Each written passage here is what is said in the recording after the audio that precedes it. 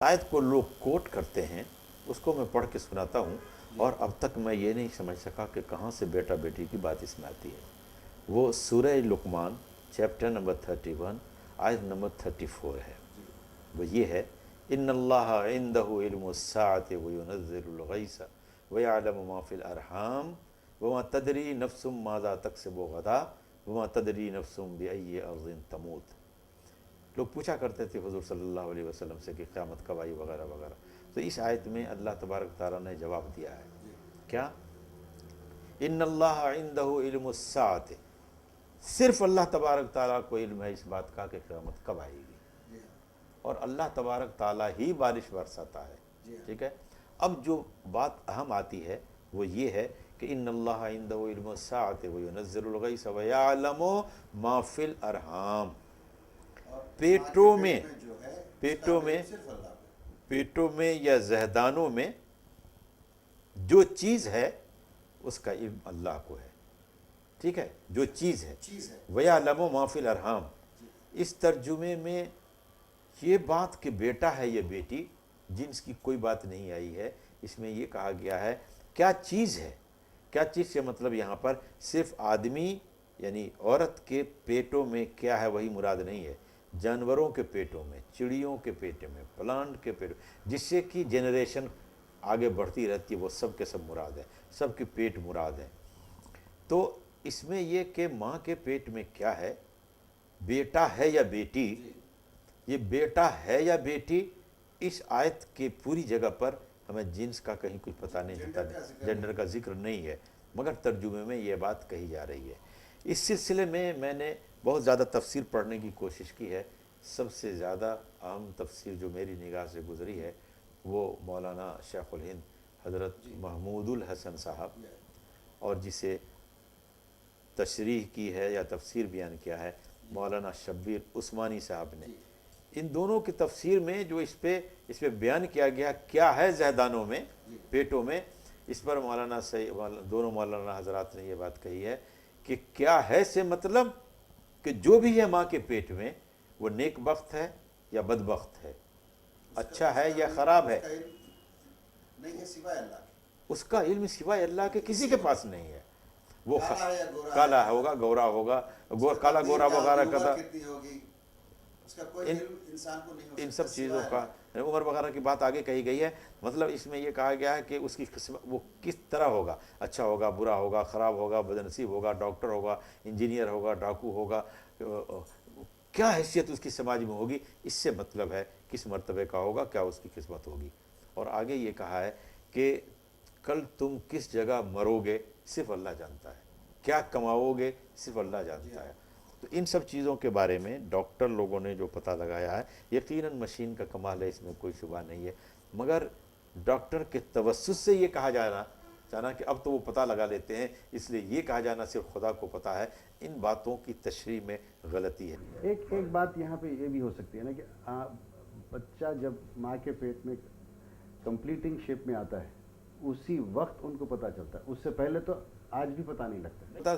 3 महीने के बाद जब शक्लो सूरत कुछ लगने लग जाती है तब पता लगता है। जब जाहिर अल्लाह ताला ने जब जाहिर कर दिया उसका जेंडर भी माँ के पेट में, क्योंकि टेक्नोलॉजी है शायद इस वजह से हम देख सक रहे हैं, वरना उससे पहले जैसे इंसेप्शन के साथ ही कोई आज भी आला नहीं होगा जो बता सके कि ये एक्स वाई का कॉम्बिनेशन था, ये एक्स एक्स का था।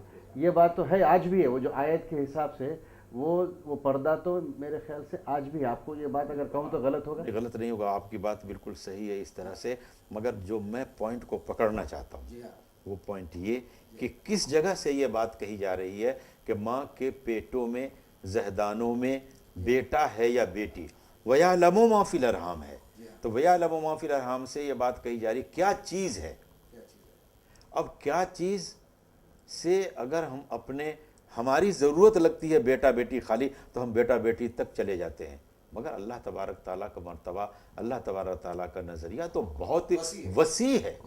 तो बेटे बेटी पर मरकूज़ नहीं है, बल्कि उससे बहुत ज़्यादा आगे है कि अच्छा है, ख़राब है, बदनसीब है, बड़े बुरे किरदार का होगा। इंसान का पैदा होना कायनात के लिए एक खैर का सबब भी हो सकता है, और एक इंसान का पैदा होना बहुत मामलात में बहुत खैर का भी सबब बनता है।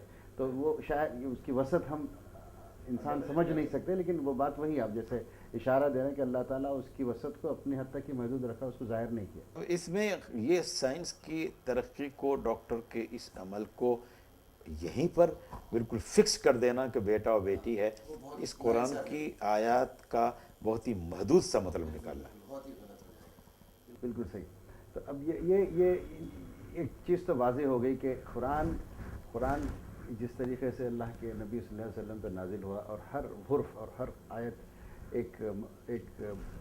एक वजह और एक मकसद लेकर नाजिल हुई थी, तो आपको नहीं लगता कि आज इतना साइंटिफिक एवोल्यूशन होने के बाद, साइंटिफिक एडवांसमेंट होने के बाद, बहुत सारी चीज़ें ज़ाहिर होने के बावजूद ये जो कुरान का इल्म है, वो इल्म की मैग्निमिटी के बारे में आप कहिए कि बिकॉज अब हम ये 1400 साल बीत गए, अगर शुरू से भी माने रिविलेशंस आदम अलैहिस्सलाम के बाद मूसा अलैहिस्सलाम, ईसा अलैहिस्सलाम पर जो किताबें नाजिल हुई, उसके बावजूद कुरान में जो इल्म है, उस इल्म का इंसान आज आपकी समझ से कितना उसको समझ सका है?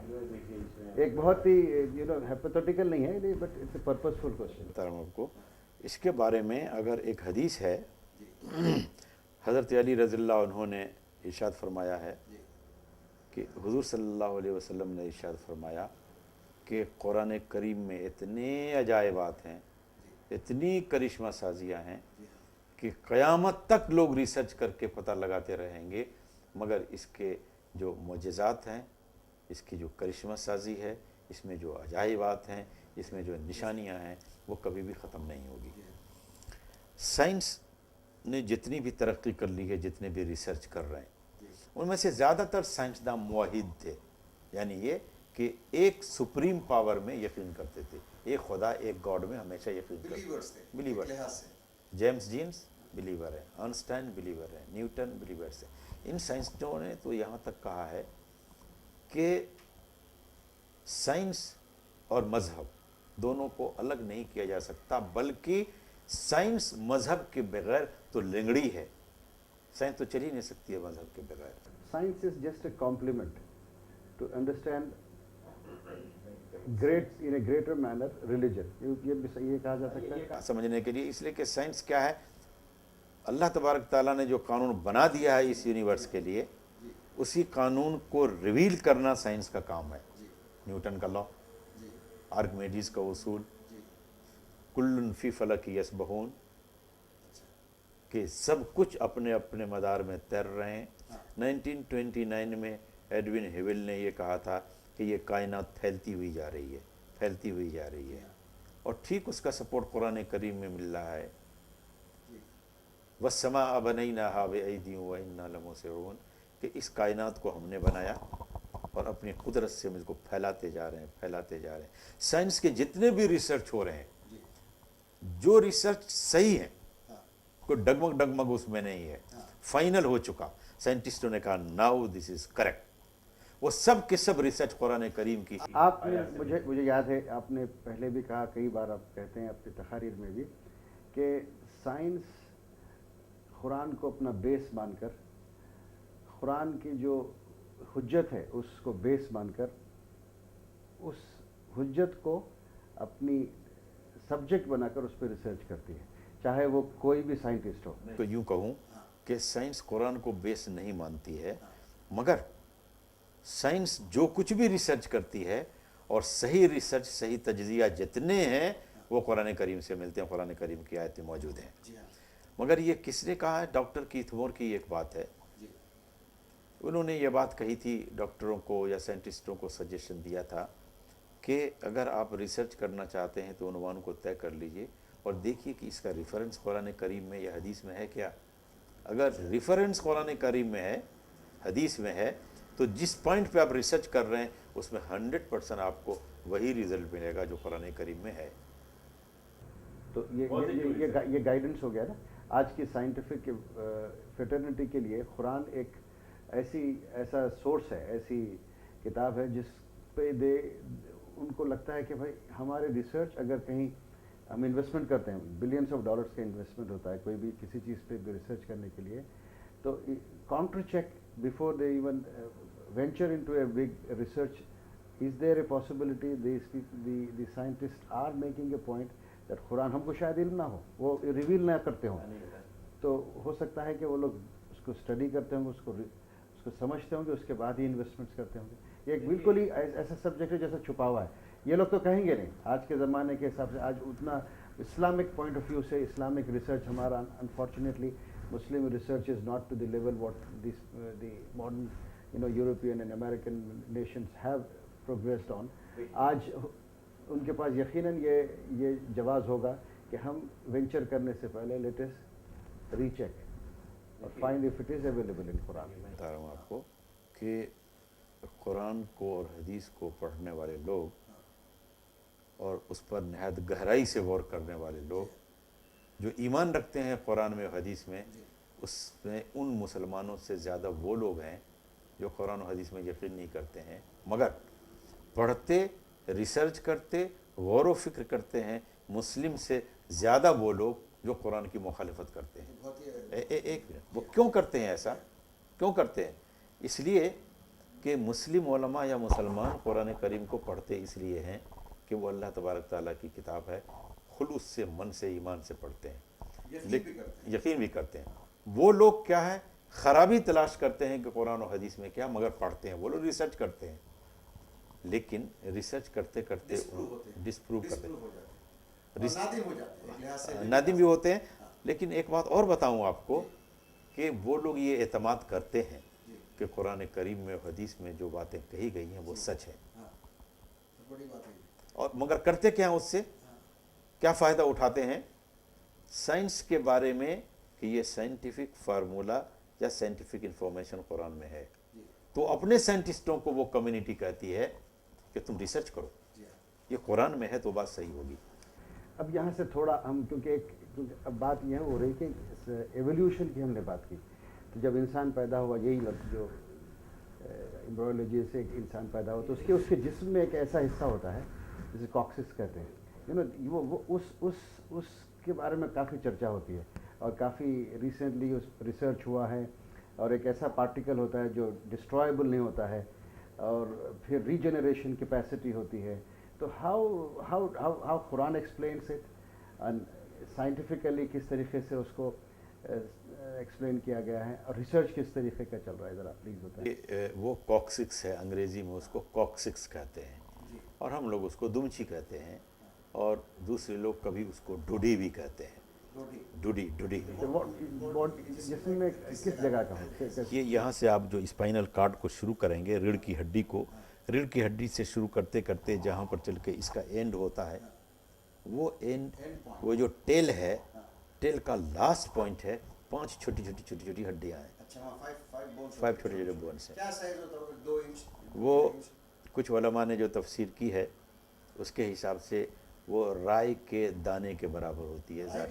बस इससे वो छोटा होता है. तो इस माइक्रोस्कोप से देखना पड़ता है उसको. वैसे भी नज़र आ सकता है, लेकिन माइक्रोस्कोप से देने के बाद वो थोड़ा बड़ा, नहीं 5 हिस्से नहीं, बहुत ही नहीं, वो BRI से नज़र नहीं आएंगे, लेकिन कम्बिनेशन ऑफ 5 बोन्स होते हैं. वो टोटल उसी को दुमची कहते हैं. नई बात है माशाल्लाह. ये दुमची है. अब यानी क्या हो गई दुमची? इंसान के जिस्म के या किसी भी लिविंग बीइंग के जो दुम का आखिरी हिस्सा होता है, एंटेल जो होता है, हाँ, वो दुमची है या कॉक्सिक्स है. इसका फॉर्मेशन ये होता है कि औरत या मर्द की मुलाकात के बाद, मैं आदमी की दुमची की बात कर रहा हूँ, कि जब नुतफ़ा करार पा गया और ज़ाइगोट बनने लगा, ज़ाइगोट बनते बनते जो उसका डेवलपमेंट होता है, एक डिश बनती है, छोटी सी प्लेट नुमा, एक मामूली सी चीज़ होती है जिसको माइक्रोस्कोप से ही देखा जा सकता है. वो जब वो डिश बन जाती है, तब उसके बाद जिस्म के दूसरे आर्गन्स डेवलप होना शुरू होते हैं. तो जो जर्मन के साइंटिस्ट हैं हैंस स्पेमैन, इन्होंने रिसर्च किया और रिसर्च करने के बाद कहा ये जो डिश है ये प्राइमरी ऑर्गेनाइज़र है इंसान के जिस्म का. इसके बनने के बाद ही जिस्म के तमाम आज़ा की बुनियाद पड़ती है, वो डेवलप होते हैं. माँ के पेट में भी फर्स्ट फॉर्म होने वाली चीज़ शायद यही हो इंसेप्शन जब होता है।